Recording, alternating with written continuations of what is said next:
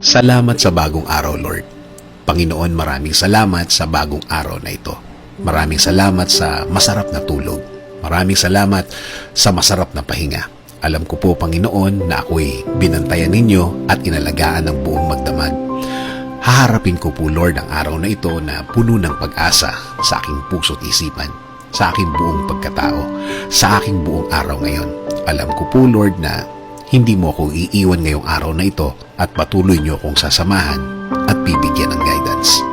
Maraming salamat dahil ginising mo ako ngayong umagang ito at alam kong ang araw na ito ay magiging blessed dahil andyan ka, Lord. Punuin niyo po, Lord, ng kasiyahan o joy ang aking puso. Ipaalala niyo po sa akin kung gaano ako ka-blessed sa araw na ito. Lagyan niyo lagi ng dahilan ang aking kasiyahan at mga dahilan kung bakit magiging thankful po ako.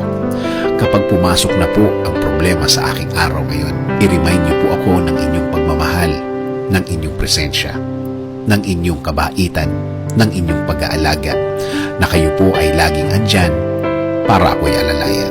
Kapag ako ay nanghihina, ipaalala niyo po sa akin na lagi po kayong andyan para ako'y tulungan, para ako'y alalayan, para ako'y alisin sa isang problemadong sitwasyon.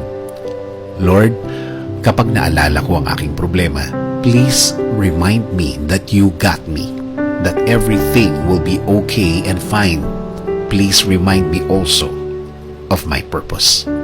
Kung bakit ako nasa mundo, kung bakit ako nabuhay, kung bakit ako andito para sa araw-araw, para paglingkuran kayo at mahalin.